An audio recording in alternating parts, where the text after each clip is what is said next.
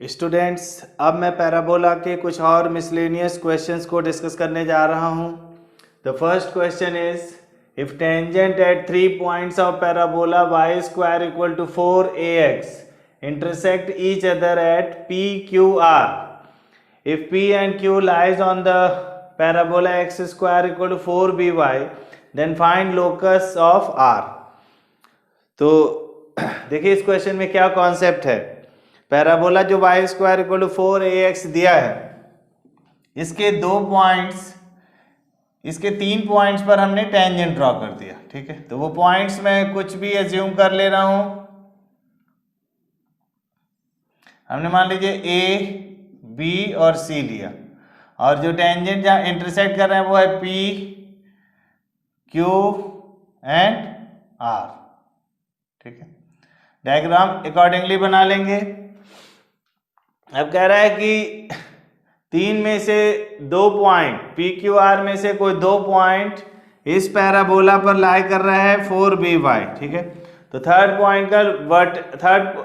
Point का हमें locus find करना है।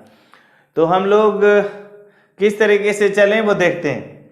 सबसे पहले मैं ए पॉइंट ले लिया, at1 square 2at1, B point हुआ at2 स्क्वायर 2at2 और C point at3 square 2at3। तो ये पॉइंट ऑफ इंटरसेक्शन हमें कैलकुलेट करना है। चलो पहले मैं पॉइंट ऑफ इंटरसेक्शन कैलकुलेट करता हूं और फिर हम आगे की बात करेंगे। ये जस्ट मैंने डायग्राम बनाया है एक्सप्लेन करने के लिए। तो अगर मैं ए पर, जैसे मान लीजिए ए और बी का ये पी पॉइंट निकालना है, ए और बी पे टेंजेंट के पॉइंट ऑफ इंटरसेक्शन, तो ए पॉइंट पर टेंजेंट होगा yt1 equal to x plus at1 square, और बी पॉइंट पर हो जाएगा yt2 equal to x plus at2 square. यहाँ से दोनों को सॉल्व करेंगे तो पॉइंट ऑफ इंटरसेक्शन आएगा। सपोज मैंने सब्ट्रैक्ट कर दिया, तो y यहाँ से आ गया a into t1 plus t2, और ये वैल्यू y की यहाँ अगर हम पुट करते हैं तो देखते हैं क्या आएगा। a into t1 plus t2 multiplied by t1 equal to x plus at1 square. तो देखिए at1 स्क्वायर ये से कैंसिल हो जाएगा, तो x आ जाएगा at1 t2। तो हमें ये पता चल गया कि t1 और t2 पर जो टेंजेंट है उसका पॉइंट ऑफ इंटरसेक्शन आ रहा है at1 t2 a into t1 plus t2। तो अगर b और c यानी कि t2 और t3 के पॉइंट ऑफ इंटरसेक्शन निकालेंगे तो आ जाएगा at2 t3 a into t2 plus t3, और c और a यानी कि q पॉइंट अगर कैलकुलेट करेंगे तो at1 t3 a into t1 plus t3 आ गया। तो बाई सिमेट्री, जैसे p पॉइंट तो मैंने कैलकुलेट किया, बाई सिमेट्री q और r भी आ गया। तो पहले मैं ये डिलीट कर देता हूं सो दैट कि हमें स्पेस मिल जाए और इसे कंप्लीट करें। तो P पॉइंट देखिए आ गया आपका, P पॉइंट आ गया at1 t2 a into t1 plus t2। ठीक है, ये क्या था t1, at1 स्क्वायर 2at1 और at2 स्क्वायर 2at2 पर टेंजेंट का पॉइंट ऑफ इंटरसेक्शन। ठीक है, अब इसी तरीके से अगर Q कैलकुलेट करना है तो Q पहले देखते हैं Q है क्या। ये है A और C यानी कि T1 और T3, तो K पॉइंट आएगा at1 t3 a into t1 plus t3। ठीक, इसी तरीके से R पॉइंट की बात करें तो R पॉइंट देखिए t2 और t3 का कॉम्बिनेशन है, तो यह आ जाएगा at2 t3 a into t2 plus t3। तो अब ये कह रहा है कि इन 3 में से 2 पॉइंट P और Q ही मान लेते हैं, 2 point x square equal to 4by पर लाई कर रहा है, तो थर्ड वर्टेक्स का हमें लोकस फाइंड करना है। तो देखते हैं किस तरीके से प्रोसीड करेंगे।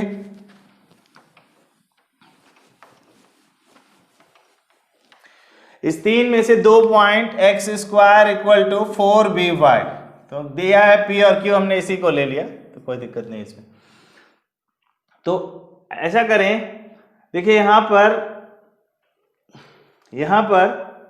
जब हम P और Q एक एक करके इसमें सेटिस्फाई नहीं करेंगे, हम थोड़ा इसमें इंटरेस्टिंग एक बात कर रहे हैं, तो ध्यान समझिएगा। देखिए इन दोनों पॉइंट में T2 T3 बदल रहा है, यानी कि T1 सेम है, ठीक है।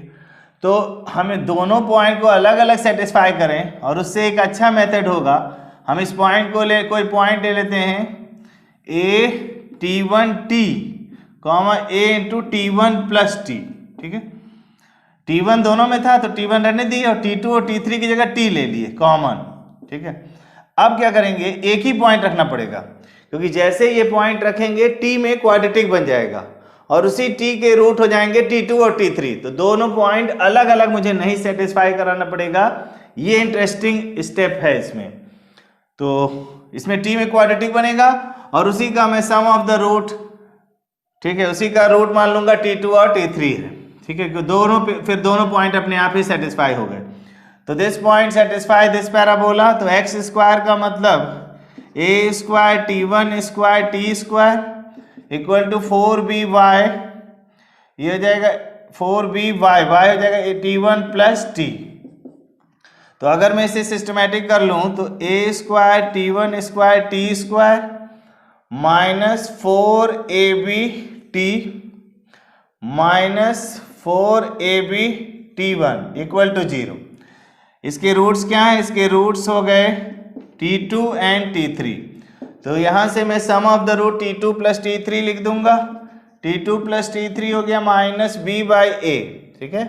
माइनस B बाई ए का मतलब 4AB and divided by a square T1 square, तो ए कैंसिल हो गया, ये बन गया 4B by a T1 square, और product of the root T2 into T3 हो गया माइनस B बाई ए के बाद C बाई ए, तो ये इनफैक्ट आ जाएगा minus 4AB T1 divided by ए, यानी कि ए स्क्वायर T1 स्क्वायर।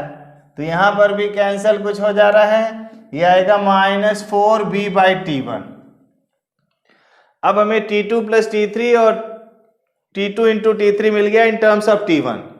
तो बाद में अब देखिए मुझे थर्ड वर्टेक्स का लोकस निकालना है, तो बहुत कंफर्टेबली अब हम लोग कैलकुलेट कर सकते हैं थर्ड वर्टेक्स का लोकस, यानी कि इसको हमने H मान लिया A into T2 T3 and K हो गया A into T2 plus T3, ठीक है। T2 T3 भी मालूम है, यहाँ से दोनों H और K की वैल्यू T1 के टर्म्स में आ जाएगी, और फिर मैं T1 एलिमिनेट कर दूंगा तो HK में रिलेशन आ जाएगा, H को X और K को Y से रिप्लेस कर देंगे, तो रिक्वायर्ड लोकस हो जाएगा ये। तो let's proceed. A T2 into T3 की जगह लिखूंगा minus 4B divided by T1 and K A T2 plus T3 हो जाएगा 4B upon A T1 square, 4B upon A T1 square, ठीक है। T2 इंटू T3 में भी देखिए यहाँ पर A आएगा, तो इनफैक्ट यहाँ पर A, ये दोनों भी कैंसिल ही हो गए।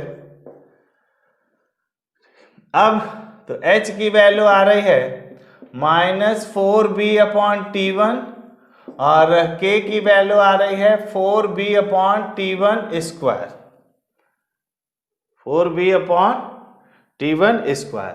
तो T1 एलिमिनेट बहुत आसानी से हो जाएगा। T1 की वैल्यू यहाँ से ठीक है T1 स्क्वायर, तो यहाँ से हम लोग T1 की वैल्यू कैलकुलेट कर लें तो T1 हो जाएगा माइनस 4B बाई H, और ये T1 यहाँ पुट कर दें तो T1 एलिमिनेट हो गया, HK में रिलेशन आ जाएगा, H को X और K को Y से रिप्लेस कर देंगे, तो K इक्वल टू हो जाएगा 4B अपॉन T1 स्क्वायर, यानी कि 16B स्क्वायर, और यहाँ आ जाएगा H स्क्वायर। तो ये 4 हो गया, ये B यहाँ से कैंसल, तो यहाँ से आ गया 4BK, 4BK equal to H square, तो लोकस हो गया X square equal to 4BY। इसका मतलब जो थर्ड पॉइंट है वो भी वापस उसी पैराबोला पर लाई कर रहा है, ठीक है। X square equal to 4BY, third vertex का जो लोकस फाइंड करना था वो भी उसी parabola x square equal to 4by पर ही लाई करेगा।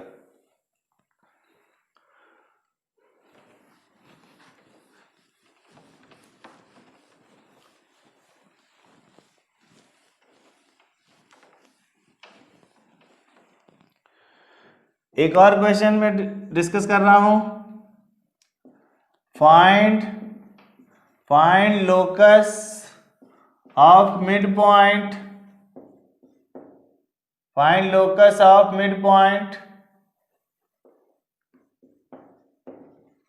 Of normal chord, find locus of mid point of normal chord of y square equal to 4ax। देखिए बहुत सिंपल। तो जैसे हमने एक क्वेश्चन किया था locus of mid point of focal cord, तो दोनों मेथड इसमें यूज कर सकते हैं। t equal to s1 use करें या फिर नॉर्मल सेक्शन फॉर्मूला लगा लें, तो दोनों मेथड से हो जाएगा। ये मैंने मान लीजिए ये पॉइंट ले लिया a_t1 स्क्वायर 2a_t1 और ये पॉइंट हो गया q a_t2 स्क्वायर 2a_t2। तो रिलेशन हमें मालूम है t1 t2 में, t2 हो गया -t1 -2/t1, ठीक, नॉर्मल कॉर्ड के लिए। मिडिल पॉइंट का लोकस चाहिए तो m मान लिया h, k।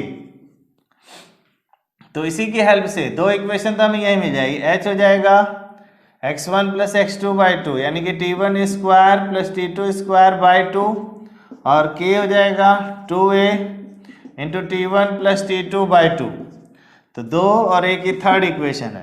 तो तीन इक्वेशन से मैं t1 t2 एलिमिनेट कर दूंगा, h के में रिलेशन आ जाएगा और फिर h को x और k को y से रिप्लेस कर सकते हैं। तो बहुत सिंपल क्वेश्चन। और इसमें भी अल्टरनेटिव मेथड लगा सकते हैं, वो मैं यहाँ नहीं बताऊंगा क्योंकि t equal to s1 chord with middle point लगा लीजिएगा और t पॉइंट पे नॉर्मल लिख दीजिएगा और दोनों को कंपेयर करके फिर t एलिमिनेट कर देंगे, h के में रिलेशन आ जाएगा। एनीवे अब यहाँ पे एलिमिनेट करना है। तो देखिए t2 + t1 आ रहा है -2/t1, ठीक है। तो मैं अगर इसमें पुट करता हूँ तो k हो जाएगा a इंटू t1 + t2, इसकी जगह लिख दिया -2/t1। और यहाँ पर अगर आऊँ, ठीक है, तो फिर एलिमिनेट करना पड़ेगा। t1 t2 की वैल्यू भी हमें चाहिए इसमें, तो k की वैल्यू ये आ गई और यहां से 2h/a हो जाएगा t1 स्क्वायर और प्लस t2 स्क्वायर की जगह ये टोटल स्क्वायर करेंगे यानी कि t1 स्क्वायर + 4/t1 स्क्वायर, ठीक है, और t1 स्क्वायर + t2 स्क्वायर, तो इसका स्क्वायर करें t1 स्क्वायर + 4/t1 स्क्वायर + 4, ये इतना आ जाएगा। सो 2h/a इक्वल टू आ रहा है 2, इसमें कॉमन हो जाएगा, यहाँ पे t1 2t1 स्क्वायर हो रहा है ना, तो t1 स्क्वायर +2 और +2/t1 स्क्वायर, इतनी चीज आएगी। ये 2 यहाँ से कैंसिल। अब यहाँ से मैं जो t1 की वैल्यू निकल रही है, t1 की वैल्यू आएगी -2a/k, वो t1 यहाँ पुट कर दूंगा तो h के में रिलेशन पुट आ जाएगा और फिर h को x और k को y से रिप्लेस कर देंगे, ठीक है। तो locus of mid point of normal chord of parabola calculate हो जाएगा।